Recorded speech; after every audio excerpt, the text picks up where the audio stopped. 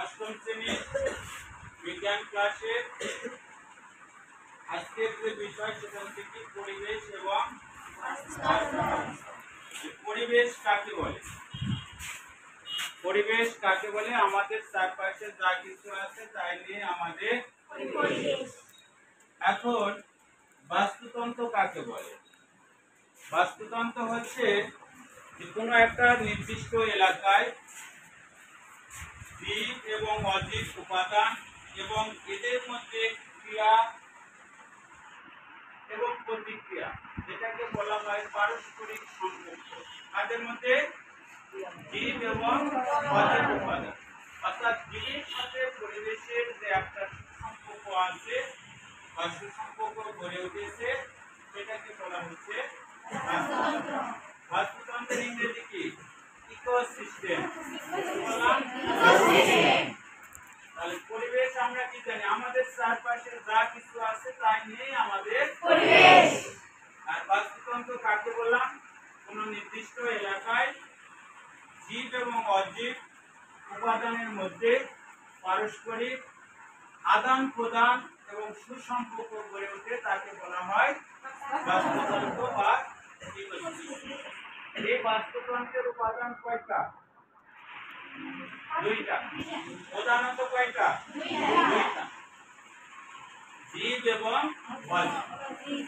জীবের মধ্যে আছে দেখো উৎপাদক, সাধক এবং বিয়োজক। উৎপাদক, সাধক, বিয়োজক। আর অজীবের মধ্যে আছে দুইটা, একটা হচ্ছে ভৌত উপাদান, যেগুলো আমরা যেমন রোদ, বৃষ্টি, মানে যে আবহাওয়া জলবায়ু যেগুলো উপাদান আছে সেগুলো। আর কি আছে?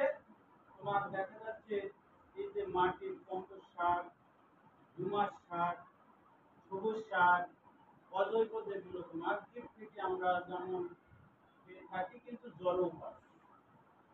তাহলে সহজ কথায় এই বাস্তুতন্ত্র গড়ে উঠতে হলে আমাদের লাগবে আবহাওয়া জলবায়ু, লাগবে মাটি এবং মাটির গুণাগুণ, এবং লাগবে জীব। সবগুলো মিলে পারস্পরিক সহযোগিতার মাধ্যমে গড়ে উঠবে বাস্তুতন্ত্র। ঠিক আছে? এবার দেখো এই বাস্তুতন্ত্রের কিছু দেখো খাদ্য শিকল আছে। কি আছে? খাদ্য শিকল, যেটাকে আমরা ইংরেজিতে বলি ফুড চেইন। Food chain. দেখো এই যে উদ্ভিদ, সকল উদ্ভিদকে আমরা বলি উৎপাদক, ইংরেজিতে বলা হচ্ছে প্রোডিউসার। কি বলা হচ্ছে? দেখো এই উদ্ভিদের খাচ্ছে কে? তৃণভোজী প্রাণী। তৃণভোজী মানে কি? যারা ঘাস খেয়ে বেঁচে থাকে। তাহলে দেখো এই খরগোশটা কিন্তু সম্পূর্ণ উদ্ভিদের উপরে নির্ভরশীল। হরিণ, তাহলে এই উদ্ভিদকে কে খাচ্ছে? হরিণ। তাহলে হরিণ এখানে প্রথম শ্রেণীর খাদ্য। জানা রাখবেন, যারা উদ্ভিদকে খায়, জীবন ধারণ করে, তারা হচ্ছে প্রথম শ্রেণীর খাদ্য। এবং এই প্রথম শ্রেণীর খাদ্যকে যারা খায় তারাই হচ্ছে দ্বিতীয় শ্রেণীর খাদ্য। আর যদি কোনো খাদ্য না থাকে এই হবে সর্বোচ্চ খাদ্য। কি হবে? তাহলে দেখো আমাদের শুরু করেছে উৎপাদক থেকে, এবং উৎপাদকের যারা খাদ্য তারা হলো প্রথম শ্রেণীর খাদ্য বা তৃণভোজী, এবং এই তৃণভোজীর যারা খাদ্য তারা হচ্ছে মাংসাশী, এবং এরা হবে এই ক্ষেত্রে হবে দ্বিতীয় শ্রেণীর খাদ্য। এবং যেহেতু এখানে আর কি নাই, আর কোনো প্রাণী নাই, মানে এরা এই খাদ্য শিকলে সর্বোচ্চ। ঠিক আছে? এবার দেখো এরকম অনেকগুলো খাদ্য শিকল মিলে হয় খাদ্য জাল, যেটাকে বলা হয় ফুড ওয়েব। ফুড ওয়েব, খাদ্য জাল, অর্থাৎ অনেকগুলো ফুড চেইন মিলে হবে একটা খাদ্য জাল। দেখো এখানে আমরা দেখো কি করেছে, খরগোশে খাইছে কে? শিয়াল। শিয়ালে খাইছে কে? বাঘ। তাহলে এটা একটা খাদ্য শিকল হয়ে গেল। আবার এখানে দেখো খরগোশের, এখানে দেখো খাইছে কে? সাপ। সাপে খাইছে কে? তাহলে এটা একটা খাদ্য শিকল। একইভাবে দেখো ঘাস ফড়িংয়ের কে খাইছে? ব্যাঙ। ব্যাঙের কে খাইছে? এটা একটা খাদ্য শিকল। আবার দেখো এখানে এখানে দেখো কি আছে, ঘাসের খাইছে কে? ইঁদুর। মানে ফসল, ধান ধরে নাও, ফসলে কে খাইছে? ইঁদুর। ইঁদুরে খাইছে কে? ব্যাঙ। ব্যাঙে কে খাইছে? আবার দেখো এখানে দেখো কি আছে, এই যে ফসল হয়েছে, ফসলে খাইছে টিয়া পাখি। টিয়া পাখি খাইছে কে? শিয়াল। শিয়ালে খাইছে কে? তাহলে দেখো এখানে অনেকগুলো কি আছে, খাদ্য শিকল আছে। কি আছে? খাদ্য শিকল। তাহলে অনেকগুলো খাদ্য শিকল মিলে একত্রে তৈরি হয় খাদ্যজাত। কি তৈরি হয়? খাদ্যজাত। কি তৈরি হয়? খাদ্যজাত। তাহলে বুঝলেন যে এখানে অনেকগুলো খাদ্য, এগুলো একটা হচ্ছে খাদ্য শিকল। এই খাদ্য শিকলগুলো হতে পারে পানিতে একরকম, জলে একরকম। পানিতে যদি আমরা ধরি তাহলে আমরা কি বলতে পারি, যে দেখা যাচ্ছে যে পানিতে প্রথমে আছে কিছু ফাইটোপ্লাঙ্কটন, উদ্ভিদ কণা।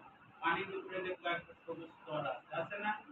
এই সবুজ স্তরে এদেরকে বলা হয় ফাইটোপ্লাঙ্কটন, মানে উদ্ভিদ। এদেরকে মনে করো খালকে ছোট মাছ। এই ছোট মাছের খালকে টাকি মাছ, টাকি মাছের খালকে শোল মাছ, শোল মাছের খালকে বোয়াল মাছ। এইভাবে দেখা যাচ্ছে একটা পুকুরেরও খাদ্য শিকল তৈরি হতে পারে।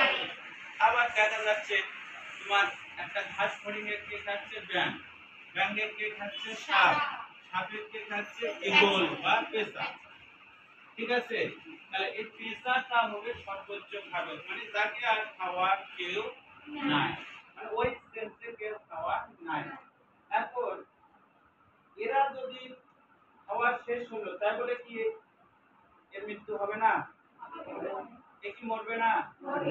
মরবে। দেখো মজার ব্যাপার হচ্ছে এরপরে আরেকটা পয়েন্ট আছে বাস্তুতন্ত্রে, সেটাকে বলা হচ্ছে বিয়োজক। কি বলা হচ্ছে? বিয়োজক। এই বিয়োজকগুলো যখন মরে যাবে তখন বিয়োজকগুলো কোনগুলো? ভাইরাস, ব্যাকটেরিয়া, ছত্রাক, অণুজীব যেগুলো।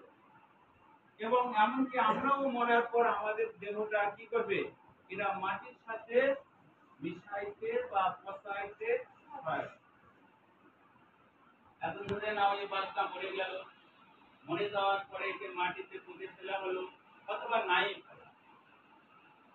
এখানে দেখা যাচ্ছে এই মাটির সাথে তখন বিভিন্ন এই ব্যাকটেরিয়া, ভাইরাস, ছত্রাক, কীটপতঙ্গ এরা কি হলো? এদেরকে পচায়ে বিশ্লিষ্ট করে বা গলিত করে গলায়ে মাটির সাথে মিশে যায়। এই মিশে যাওয়ার পর সেটা আবার হয়ে গেল কি? জৈব পদার্থ, জড় পদার্থ তৈরি হলো। এই জৈব পদার্থটা পুনরায় আবার উদ্ভিদের কাছে চলে আসে। কার কাছে? উদ্ভিদের কাছে। এই মরে গেল, মাটির নিচে পুঁতে ফেলা হলো, জৈব সার হলো, অথবা দেখা যাচ্ছে এই হিউমাস সার হলো। এই জৈব সারটাই পুনরায় উদ্ভিদের পুষ্টি উপাদান, উদ্ভিদের কাছে চলে আসলো। এইভাবে পৃথিবীতে একটা চক্রাকারে আমাদের চলতে থাকে এবং পৃথিবীর ভারসাম্য রক্ষা করে। তাহলে দেখা যাচ্ছে, বুঝতে পারি যে এখানে পেঁচা বা বাঘ এদেরও এক সময় মৃত্যু হবে এবং এরা মরার পরে এদের দেহটাও মাটির সাথে মিশে যাবে এবং সেইটাই উদ্ভিদের পুষ্টি উপাদান হিসাবে এরা উদ্ভিদ গ্রহণ করে। তার মানে উদ্ভিদের শক্তি চলে আসলো তার হরিণের মধ্যে, হরিণের যখন ভালো শক্তি চলে আসলো তার মধ্যে, বাঘের মধ্যে। বাঘ যখন মরে গেল তখন এই যে খায়, এই যে ভাইরাস, ব্যাকটেরিয়া, ছত্রাক ইত্যাদিগুলো শক্তি সঞ্চয় করলো এবং এই দেহটা মাটির সাথে মিশে গেল। এটাই আবার পুনরায় উদ্ভিদের পুষ্টি হিসাবে গ্রহণ এবং পরিবেশ থেকে আর কি নিল? দেখা যাচ্ছে পানি নিবে, দেখা যাচ্ছে মানে রোদ, বৃষ্টি, বায়ু প্রবাহ, এগুলো নিয়েই এরা কি করবে? উদ্ভিদ সালোক সংশ্লেষণ প্রক্রিয়ায় পুনরায় কি করবে? খাদ্য তৈরি করবে। কোন প্রক্রিয়ায়? সালোক সংশ্লেষণ প্রক্রিয়া। এবং সেখান থেকে শুধু এরাই খাবে না, আমরাও। ঠিক তো? আমরা উদ্ভিদের উপর কি প্রত্যক্ষ বা পরোক্ষ ভাবে নির্ভরশীল। তাহলে একটা বাস্তুতন্ত্র গড়ে উঠবে একটা এলাকায়, এই বাস্তুতন্ত্রটা গড়ে উঠবে জীব এবং অজীব, অর্থাৎ জীব এবং জড় সব উপাদান, শুধু জড় আর ভৌত উপাদান, এটা আমরা বললাম আবহাওয়া এবং জলবায়ুর সাথে সম্পর্কযুক্ত, যেগুলো আমরা স্পর্শ করতে পারি না কিন্তু অনুভব করতে পারি। কোনগুলো? রোদ, বৃষ্টি, বায়ু প্রবাহ, আবহাওয়া, জলবায়ুর যেগুলো উপাদান আছে, আর্দ্রতা, সেগুলো। তো যাই হোক, সবকিছু মিলেই হলো আজকে বাস্তুতন্ত্র। তাহলে আমরা পরিবেশ থেকে গড়ে উঠলো বাস্তুতন্ত্র, বাস্তুতন্ত্র থেকে তৈরি হলো খাদ্য শিকড়, এবং খাদ্য শিকড় মিলে হলো একটা খাদ্য। ধন্যবাদ।